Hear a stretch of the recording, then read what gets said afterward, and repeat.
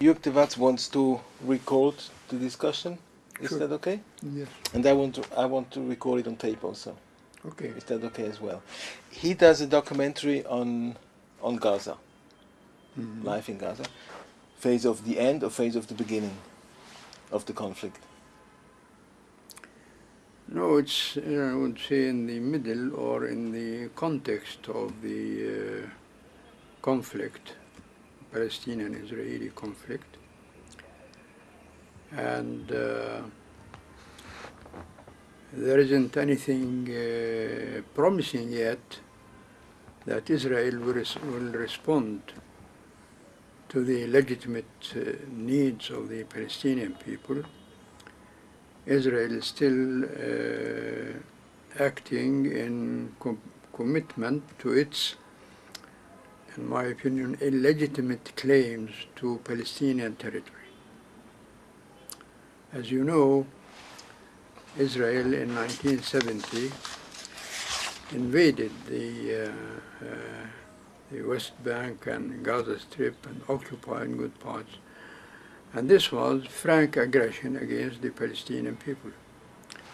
And we are still suffering from this aggression. And our declared, the Palestinian declared position regarding peace in Palestine is a very conciliatory, very moderate position, as we have made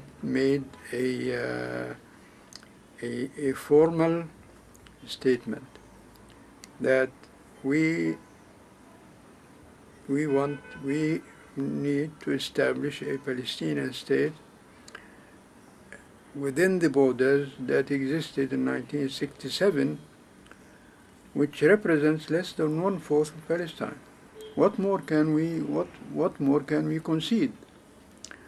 Now Israel, rejecting this, occupied all of Palestine. Until now, they are and you know, established facts on the ground. I mean the settlements and all this. And so it's there for everybody to see that our request, our formal position, that accepts a Palestinian state in less than 1/4 of Palestine, that's to see the borders of 1970, 67. it continued to be rejected by Israel. But now at least they're leaving Gaza. That's maybe the first step. Yeah. They never, you know, since the beginning, Zionism did not claim Gaza. I mean, we So, know they are not interested in Gaza. but they have been here for so many years. Yeah, and I mean, they use Gaza as a bargaining thing, but we know very well that they are not interested in Gaza. But they keep it as a bargaining chip regarding the rest of Palestine. But will it help the people of Gaza after, I mean, once the Israelis have left? Will it improve life? I hope. In which respect? How does it improve? Well, I think we are badly in need of organizational effort to establish priorities, to see that there is commitment to the general welfare and put an end to factional or personal Commitment by whom? ambitions. Commitment by whom? Commitment by all the political forces In Palestine? in Palestine, or in Gaza? among the Palestinians. Yes. You know that there are several political factions, Fatah, the PFLP, the communists, okay. And certainly they have their own... You forgot Hamas. And Hamas. They have their own claims. And I think what we need is to realize unity among the Palestinian factions and establish dedication to the general welfare and put an end to factional aspirations and all this. Is this wishful thinking or is it on the way? I don't like it to be wishful thinking. When I express this, I implicate the need to support this in real action. We have been yesterday in Beit Lahia in the evening at the demonstration at the election campaign of Hamas. Yes. It was the most impressive demonstration, about 8,000 people, Yes. and I think the question is not if Hamas will win there, as in other places as well, but how big they will win. Yes. If it will be 80 or 90%. Yes. And this happens in other places as well, and it may happen for the PLC elections as well. Maybe not 80%, but they may have they may be the biggest bloc. Does this frighten you, or what does it mean for you if you see that Hamas is winning? I'm not Hamas. I don't agree with Hamas ideology. But they seem to have the support of many, many people. Yes, because actually Hamas is more organized than the other parties, and maybe they are more serious about what they present, what they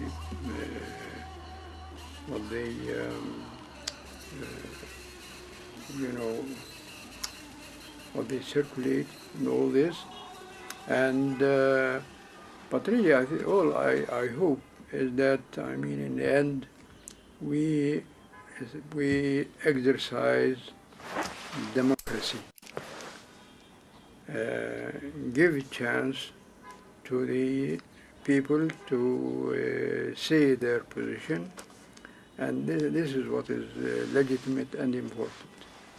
I'm not in agreement with Hamas ideology, and I'm against this, religious, position, all this. That's my own reservations against Hamas. And because we cannot deal with our national problem through a narrow religious point of view. Mm-hmm. But you think that Hamas in the government or in the parliament, that this would be very helpful to solve the Israeli-Palestinian conflict?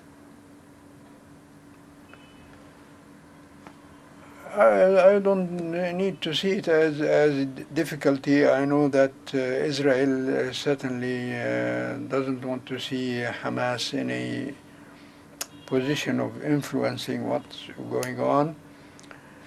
But I hope, I mean, all along, and Hamas or no Hamas, I wish to see that the Palestinians can exercise real democratic conduct in conducting their own affairs. I understand. But, I mean, the Palestinians have two big problems. One is welfare, and the other is relations with Israel. Yes. I understand that the welfare point of view, Hamas could take care of. Sure. They have the know-how, they have the support and everything. Yeah. The question is if Hamas could also solve the Israeli-Palestinian problems. Well, certainly I think I trust that Hamas is very sincere to our rights, to the rights of the Palestinian people and all this. The only thing is the ultimate situation. I mean, I want to see finally an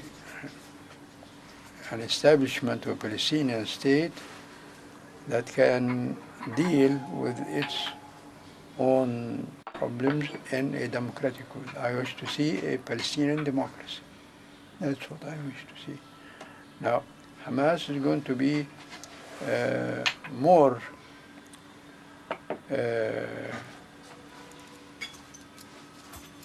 aligned towards a religious point of view. And this I don't agree with. What about the arms of Hamas? Do you think they would be ready, if they join one of those groups of the parliament, they would be ready to be disarmed? Sure. Sure. I think so. I think that's what should be emphasized. Yeah, the question is, if you see any signs that they are ready to do that. I think if they agree to be party to a national leadership, I think they should agree to this. They can't insist on retaining the weapons. Yes, a special position for themselves regarding armament and all this. But do you see any signs that they see it the same way as you do? I don't know for sure, but I think there are many among them that are realistic and that they accept this sort of argument. I think those that are hardliners are, in my opinion, they are in minority. The hardliners? Yes. Who would be the hardliner in Gaza? Which name? I can't nominate any, but I know that there are there. I bet they are in the minority, you say? I hope. You're not sure? Yeah, I'm not sure. What was striking at the demonstration in Beit Lahia yesterday was the complete absence of Palestinian police. Yes. Complete. And this was a major event. The was event, it dominated by Hamas? It was? Was it dominated by Hamas? It was 100% Hamas, except for the two of us. It was a Hamas event. Yes. The whole town, or I mean, 1/3 or 1/4 of the town was there on a very small place. No Palestinian police, only Hamas people. Is that the way? What would be the first three priorities according to your set of mind? Well, I think the first priority that we need to establish is real organization. Put an end to factional ambitions and all this. Priority number two? Priority number two is real organization, to establish priorities in our defensive strife against Israeli aggression. And three? And three, we should attend to the needs. I mean, we should be sure that we are internally, that we are practicing democracy. Many people I talk to, also in the West Bank and also in the Gaza Strip, say that Abu Mazen is a disappointment. I think he's not giving enough concern to the real issues and emphasize them. What are the real issues? The ones you mentioned before? Yes. I think Abu Mazen should really try to establish a national consensus and not leave any chance for factional and personal ambitions. You keep stressing this. Yes. You're afraid that... Yeah, I'm afraid. I know very well that there are personal aspiration and factional aspiration. And this is what's worrying me. So the internal coherence is at risk? Yeah. That's what you're saying? Yes.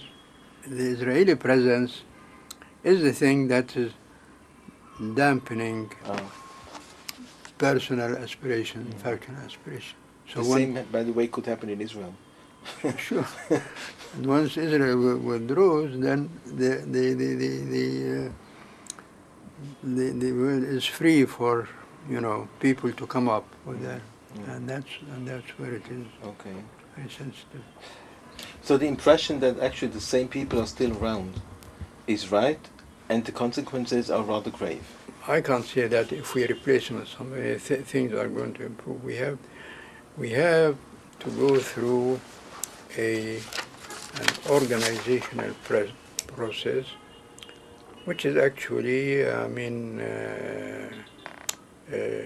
adopting democratic principles to be able to benefit from whatever potential we have. We are plagued with personal and factional ambitions. Our failure is to dedicate all our efforts to the general welfare. Who is the most ambitious person? It's not one person. I think naturally, everywhere you have personal ambitions, but the bad thing is where in a conflict between personal and general ambition, that you promote personal ambitions. We can remain eternally in a conflict. You don't think that's what's going to happen? Maybe that's. I think if we, on both sides, if we don't become realistic, and if we neglect really the establishing what would form a real and fair coexistence between us, we shall remain in this terrible struggle all along. That's what I think, actually, because both sides have a problem with the facts. The Israelis have it with the 500,000 settlers. The Palestinians have it with the refugees. Yeah, it means that we neglect real sober thinking, and we remain victims of our own emotions and our own, unreasonable ambitions and all this. Mm.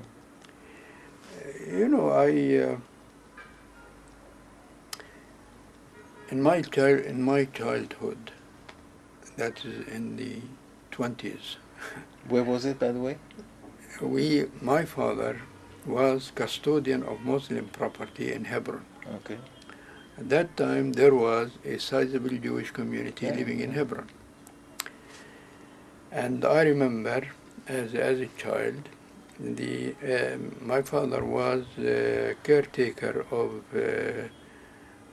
Islamic property. Of the Waqf? Yes, of the Waqf. And so he was responsible for the big mosque, which is venerated by the Jews. It's this famous Abraham Mosque, right? Yes. I don't know. Oh. And I remember the Jewish rabbi in Hebron at that time coming to visit my father with his daughter Rachel. Mm-hmm. And I remember living in a flat where the opposite flat is occupied by a Jewish family in Hebron. And I remember every Saturday morning the lady from the Jewish family would come and call me as a child to put off the kerosene lamps in their flat. Mm-hmm. I remember all this. I remember down in the street there were several Jewish groceries, one of them owned by a big Yemenite Jew. Mm-hmm. I forgot his name. He used to tease me about Gaza habits, knowing that I come from Gaza. I remember all these days, and which impressed me as a real Arab-Jewish coexistence. Mm-hmm. Now, all this has been destroyed by Zionism. This Arab-Jewish conflict, it has been exaggerated, escalated by people on both sides who really have no conscience. Mm. I think that there is no need for all this. But if you say that actually the problem started with the beginning of Zionism, and Zionism has a revival in Israel now. I mean, well, this is the problem of sober and Palestinian and Israelis on both sides. We'll have to think what to do. What are the means to change this? Would a binational state, would that be a possible? Yes, of course. Even after the experience of the Palestinian Israelis in Israel? Yes, always we can. I mean, that things did not work one time, it means that they will not work at all. You still, I mean, I understand that once upon a time this was your favorite solution. Yes. And is it still? Yes. In my imagination is that majority of Palestinians would welcome this. Yes. Do you think so? Yes. All things are spoiled by politicians. The situation is destroyed by, but otherwise I think there is no problem for coexistence. We stand to benefit from the Israeli, Jewish initiative and all this. We admit that Jews in general more clever than Arab. We benefit from coexistence with Jews and all this. And there's no problem about it. Did you ever think about writing your memoirs? Pardon? Did you ever think about writing? Maybe I still can. What would be the main message of this? We are very emotional people, and that really is the trouble.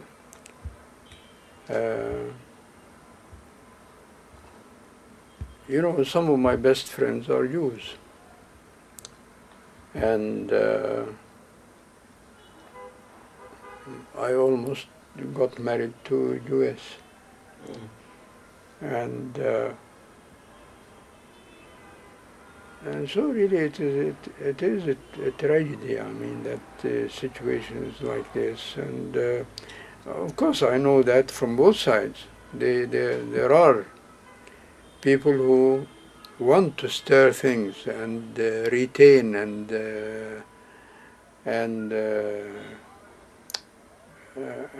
emphasize this conflict, you know, and this is of course bad and terrible.